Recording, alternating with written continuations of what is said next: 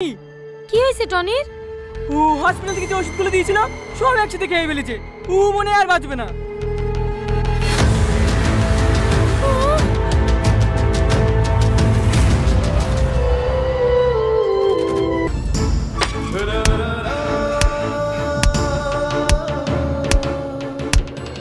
কি হলো মার? আমি পারবো না। কেন পারবি না? তোর ভাই বলে? ও তোর ভাই না। ও তোর ভাই হলে এরকম জঘন্য কাজ কখনো করতে পারতো না। মার ওকে। কি হলো মার?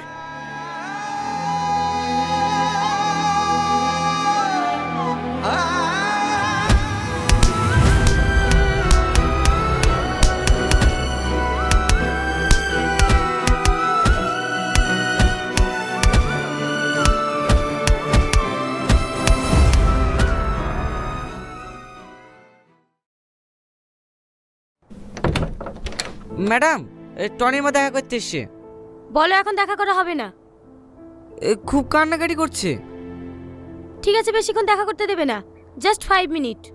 ঠিক আছে ম্যাডাম।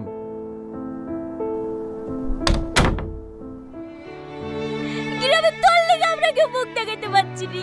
তোর বাপকে ধরে ধরে সবাই অপমান করছে। তুই নাকি সব গরিব মানুষের অ্যাকাউন্ট থেকে টাকা চুরি করে নিয়েছিস। সত্যি করে বল না বাপ, তুই ওসব কিছু করিস নি তো? তুমি বিশ্বাস করো মা, আমাকে মিথ্যা ফাঁসুন হয়েছে। আমি এসব কিচ্ছু করিনি। আর কেউ না জানুক, তুমি তো আমাকে জানো।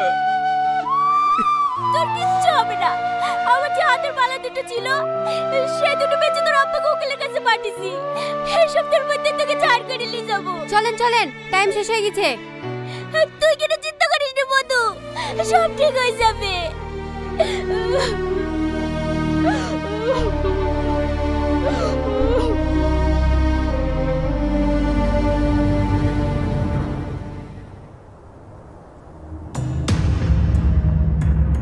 হ্যালো স্যার, আপনাদের একজনকে ধরে ফেলেছে। ওকে মুখ খুলেছে? না স্যার, কিন্তু ওকে যেভাবে টর্চার করছে ও মনে হয় সব ভুলেই ফেলবে। যত তাড়াতাড়ি সম্ভব আপনারা জায়গা চেঞ্জ করে ফেলেন।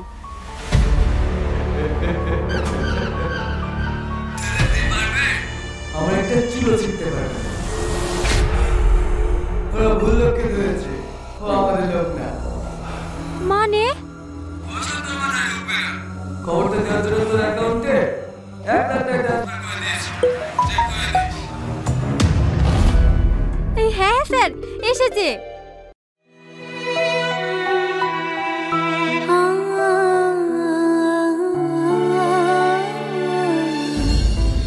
মদ খেয়ে মেয়েদের গিফট চেক করা, জানিয়ে যা। ওর বাবা যে কত বড় নেতা হয়েছে তা আমি দেখছি। চলো। আচ্ছা সালমা, তুমি তো পুলিশ। আমি যদি কোনোদিন কোনো অন্যায় করে ফেলি তুমি আমার গায়ে হাত তুলবা? হ্যাঁ, তীরে টাঙি পেটাবো।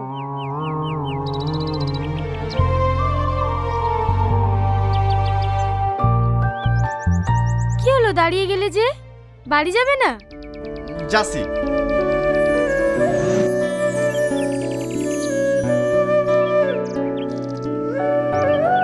আমার বিশ্বাস আমার টনি কোনো অন্যায় কাজ করতেই পারে না।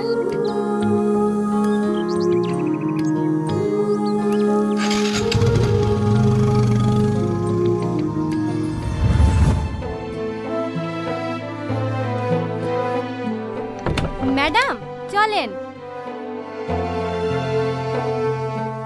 কি ব্যাপার ম্যাডাম, আপনি কান্না করছেন? কই না তো, বল। ডিউটিতে যাবেন না? হ্যাঁ, তুই চল, আমি আসছি।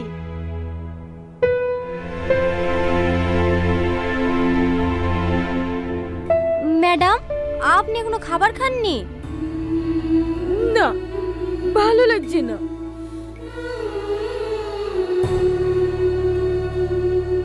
আমি বুঝতে পারছি আপনার মনের অবস্থা।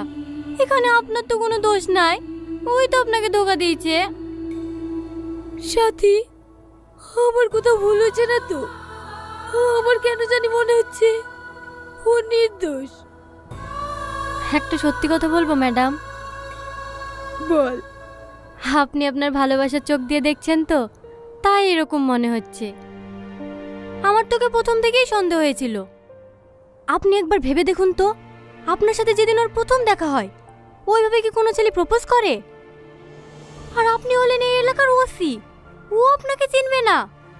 ও আপনাকে খুব ভালো করেই চেনে, আর চেনে বলেই আপনার সাথে ভালোবাসার অভিনয় করে আপনাকে হাতে রাখার চেষ্টা করেছিল, যাতে ওর অবৈধ কাজগুলো সুন্দরভাবে চালিয়ে যেতে পারে।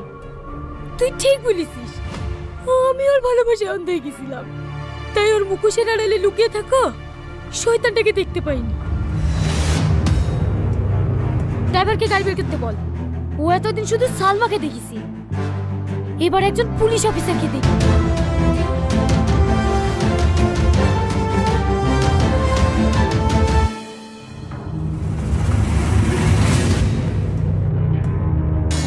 বস, ব্যাংকের লোক নিয়ে চলে এসেছি। কালকের মধ্যে আমার একটা গাড়ি দেখানো লাগবে। কালকের মধ্যেই? হ্যাঁ, কালকের মধ্যে। ঠিক আছে স্যার, হয়ে যাবে।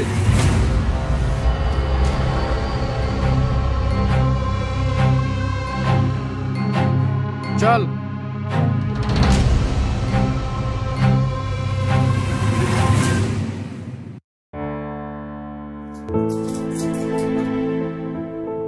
ले ওষুধটা খেলে।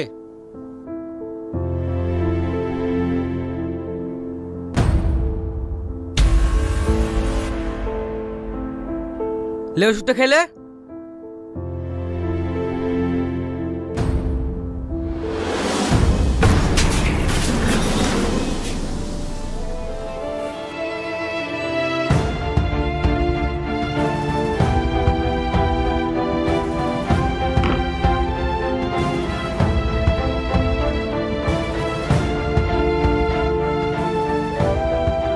ले ওষুধটা খেলে।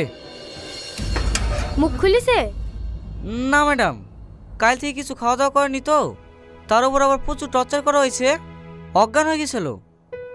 হাসপাতাল থেকে এক্ষুনি ট্রিটমেন্ট করে নিয়ে আসলাম। ডাক্তার ওষুধ দিয়েছে, সেগুলোও খেতে যাচ্ছে না। ঠিক আছে, তোমরা বাইরে যাও, আমি দেখছি।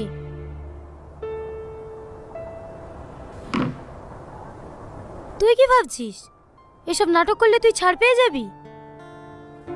আমি নাটক করছি না সালমা, তোমরা যদি আমাকে মেরেও ফেলো না, তবু আমি শুধু একটা কথাই বলবো, আমি এসবের কিচ্ছু জানিনি।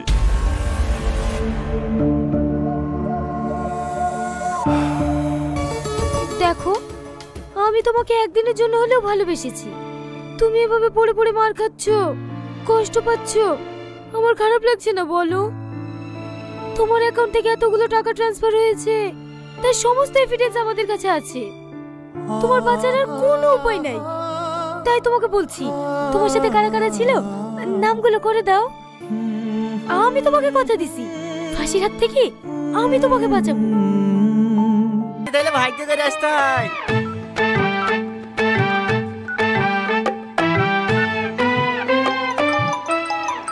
এই তো চলে এসছে। সরি, তোমার নাম্বারটা নিয়ে নিলাম, কিছু মনে করো না। হ্যাঁ, মাঝে মাঝে ফোন দিলে ফোনটা রিসিভ করো। ক্লাবে চলে এসছি, নাম। ক্লাবে নামবো না রে, চ। কোথায় যাবি? বন্ধুকে কি দিয়ে আসি, রাস্তা করতে ভালো না, তখন যদি কেউ ডিস্টার্ব করে। কি হেগে দিতে যাবো তো? আচ্ছা, তুমি কি সব মেয়ের সঙ্গে এরকম ব্যবহার করো? না না, মাই দিবি। কেন জানি না, তোমাকে আমার প্রথম দেখাতেই ভালো লেগে গেছে। আবার কোনোদিন দেখা পাবো কি পাবো না, তাই মনের কথাগুলি বলেই ফেললাম। তুমি তো দেখছি অনেক ফাস্ট। একটা মেয়েকে প্রথম দেখলে আধা ঘন্টা যেতে না যেতে তাকে প্রপোজও করে দিলে। তোমার কি মনে হয় সে মেয়েটা তোমার প্রেমে পড়ে যাবে? না, কিন্তু একই ভুল আমি বারবার করতে চাই না। ভুল মানে? আমার একজনকে অনেক ভালো লাগতো, কিন্তু তাকে মনের কথা জানানোর আগেই সে আমার জীবন থেকে হারিয়ে গেছে। হ্যাঁ, তুমি হলে আমার দ্বিতীয় ভালো লাগা। আমি চাই না আমার জীবন থেকে নতুন করে আর কাউকে হারাতে। তাই আর দেরি না করে আমার মনের কথাটা জানিয়ে দিলাম।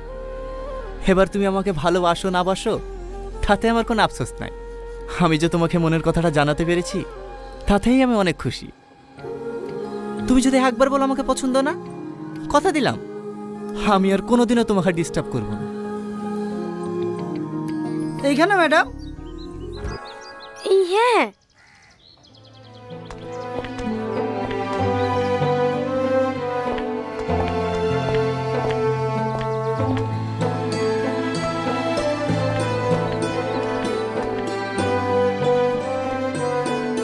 ম্যাডাম, আপনাকে ওই ছেলেটা এভাবে ডিস্টার্ব করছিল, আপনি কিছু বললেন না? কোথায় ডিস্টার্ব করছিল? আমার তো ভালোই লাগছিল।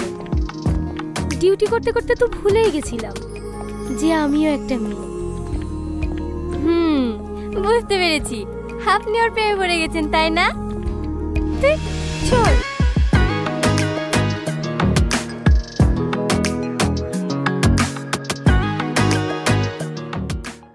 Good morning sir.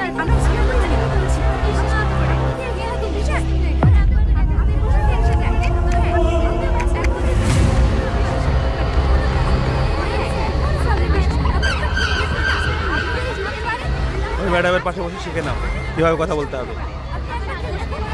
ঠিক আছে স্যার। গুড মর্নিং স্যার, আমি জিও কুইজ থেকে রামিশা বলছি। আপনাকে 3টি প্রশ্ন করা হবে, আপনি যদি সঠিক উত্তর দিতে পারেন জিতে যাবেন 25 লক্ষ টাকা। হ্যাঁ, 25 লক্ষ টাকা? হ্যাঁ, প্রথম প্রশ্নের উত্তর দিতে পারলে আপনি পেয়ে যাবেন 25,000 টাকা। দ্বিতীয় প্রশ্নের উত্তর দিতে পারলে আপনি পেয়ে যাবেন 5 লক্ষ টাকা। আর তৃতীয় প্রশ্নের উত্তর দিতে পারলে আপনি পেয়ে যাবেন 19,75,000 টাকা। আপনি কি এই খেলাটি খেলতে চান? হ্যাঁ, বলেন। আপনার জন্য প্রথম প্রশ্ন, ভারতের প্রধানমন্ত্রী কে? ও আবার কে জানে না? মোদি। কংগ্রেচুলেশন, সঠিক উত্তর দিয়ে আপনি জিতে নিয়েছেন 25,000 টাকা। হ্যাঁ, সত্যি? হ্যাঁ, আপনি আপনার অ্যাকাউন্ট নাম্বারটা বলুন, আপনার জেতা টাকা আপনার অ্যাকাউন্টে পাঠিয়ে দেওয়া হবে। হ্যাঁ। ও গো, পাস বইটা দাও তো।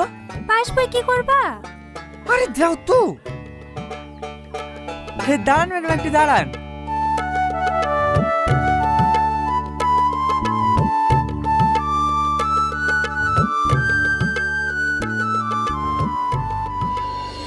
কি যে রাখে। হে, একটু দাঁড়ান ম্যাডাম, বলছি।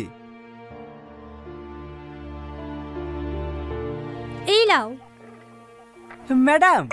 হ্যাঁ বলুন। 91, 68, 73, 34, 113। ওকে, আইএফসি কোডটা বলুন। হ্যাঁ হ্যাঁ, SBIN। লাস্টে 20 তো? হ্যাঁ ম্যাম। দেখেন আপনার অ্যাকাউন্টে টাকা চলে গেছে।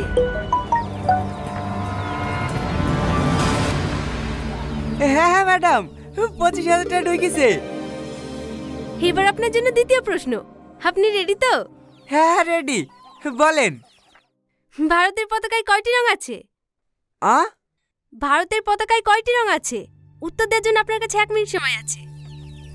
হ্যাঁ, বলছি। হুকু, ভারতের পতাকায় কয়টা রং গো? 4টি। হ্যাঁ, 4।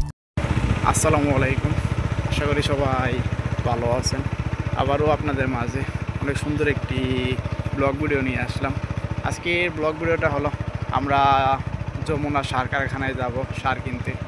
তো আমরা সেই সার কারখানায় যাওয়ার আগে যে রাস্তা দিয়ে যাব আর যা যা দেখতে পাবো সেগুলোই আপনাদের মাঝে তুলে ধরবো। তো আপনারা তো সবাই জানেনই এখন ধানের সিজন, তো এখন কিন্তু অনেক সারের প্রয়োজন। তো তার জন্য আমরা সরাসরি কারখানার উদ্দেশ্যে বের হয়ে পড়েছি। আমরা সরাসরি কারখানা থেকে সার সংরক্ষণ করব। তো আমরা আর অল্প কিছু দূর যাওয়ার পরে সেই কারখানাতে চলে যাব। তো সেই কারখানাতে যাওয়ার আগে আমরা যে রাস্তা দেখে আছি তার পাশে দেখতে পারতেছেন বিশাল এরিয়া নিয়ে তারা সিমেন্টের খাম, পাট এগুলা বানাইতেছে। তা তো আপনারা দেখতে পারলেন আমার ডিসপ্লেতে। তো একটি অটোতে কিন্তু অনেকগুলা কিন্তু ধানের জ্বালা তারা নিয়ে গেছে আছে, তাদের ধানের ক্ষেত্রে তারা রোপণ করবে বলে। তো আপনারা তো দেখতে পাচ্ছেন, দেখতে দেখতে আমরা এখন একটি মোড়ের ভিতরে চলে এসেছি। মোড়টা কিন্তু অনেক ভয়ঙ্কর একটি মোড়, তা তো আপনারা দেখতেই পারতেছেন। এই পাশে দেখতে পারতেছেন একটি ফার্নিচারের দোকান। তো ফার্নিচারের দোকানে কিন্তু অসংখ্য কাঠ রয়েছে, তা তো আপনারা দেখতে পারলেন সুন্দর সুন্দর কিন্তু কাঠ রয়েছে। তো আমি যদি আপনাদেরকে একটু ভালো মতন দেখেন তাহলে দেখতে পারবেন একটি অটো গাড়ি কিন্তু আমাদের ওভারটেক করে চলে গেল। তো তো আপনারা তো দেখতেই পারতেছেন এ পাশে একটি বিশাল এরিয়া নিয়ে বাউন্ডারি করা। তো বাউন্ডারির ভিতরে অনেক সুন্দর একটি বাংলো বাড়ি। তো বাংলো বাড়িটা দেখাবো আপনাদেরকে। ভিতরে সেই বাংলো বাড়িটা অনেক সুন্দর কিন্তু বাড়িটা করেছে, বাড়ির ডিজাইনটাও কিন্তু মাশাআল্লাহ অনেক সুন্দর। তো ওই বাড়িটি কিন্তু বিক্রি করা হবে। তো আপনাদের যদি কারোর পছন্দ হয়ে থাকে বাড়িটা, তো অবশ্যই কমেন্ট বক্সে বলে যাবেন। তো আমি আপনাদেরকে ঠিকানা বলে দিব। তো আপনারা এতক্ষণ পর্যন্ত যারা আমার ব্লগ চ্যানেলে ব্লগ ভিডিওটা দেখলেন, তারা অবশ্যই আমার চ্যানেলটি সাবস্ক্রাইব করবেন, শেয়ার করবেন। আবারও দেখা হচ্ছে আপনাদের মাঝে পরবর্তী কোনো ব্লগ ভিডিও নিয়ে।